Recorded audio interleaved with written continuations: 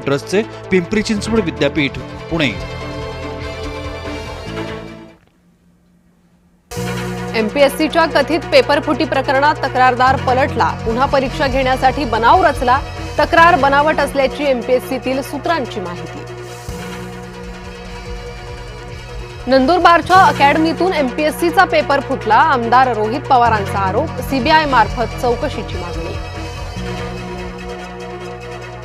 पेपरफुटी प्रकरणी विद्यार्थ्यांची लढाई सुरूच राहणार, 9 ऑगस्टला मुंबईत सीजेपीसह विद्यार्थी संघटनांचा संयुक्त मोर्चा, परीक्षांचे प्रश्न आंदोलनात मांडले जाणार। सार्वजनिक परीक्षा दुरुस्ती विधेयक लोकसभेत सादर, पेपर फोडणाऱ्यांवर अधिक कठोर कारवाईची तरतूद।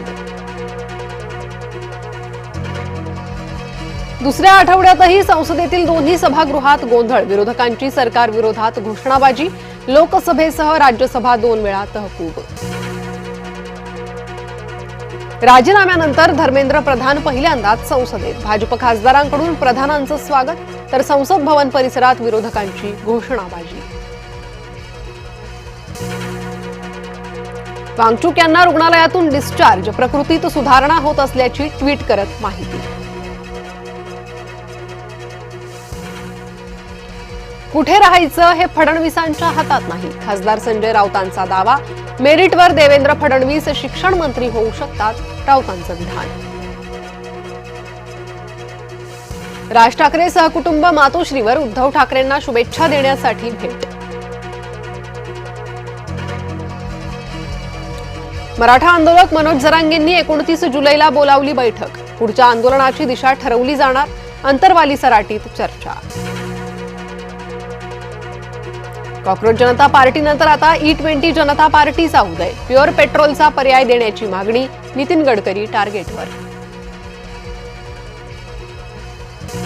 नाशिकमध्ये ट्रक पुलावरून खाली कोसळला, सिन्नरमध्ये MIDC बायपासवरील घटना।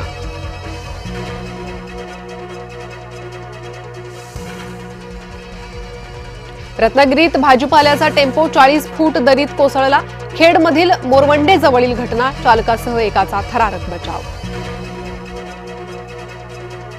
उजनी धरण 93.44% भरलं, भीमा नदीपात्रात पाण्याचा विसर्ग, नदीकाठच्या गावांना सतर्कतेचा इशारा। नाशिक जिल्ह्यातील धरणांच्या पाणलोट क्षेत्रात संततधार कायम, दारणा गंगापूरसह प्रमुख धरणांतून विसर्ग, नदीकाठच्या गावांना सतर्कतेचा इशारा। मराठवाड्यात उन्हाळ्यापेक्षा जुलैमध्ये टँकरची संख्या दुप्पट, 256 गावांत पाणी टंचाई, 125 टँकरनं पाणी पुरवठा। नोएडातील सोयाचाप बनवणाऱ्या कारखान्यातला किळसवाणा व्हिडिओ व्हायरल, संतापाची लाट, संबंधितांवर कारवाईची मागणी। अमेरिकेत फूड फेस्टिवल दरम्यान गोळीबार, 2 जणांचा मृत्यू, 5 जण जखमी। सिएटला फूड फेस्टिवल मधील घटना।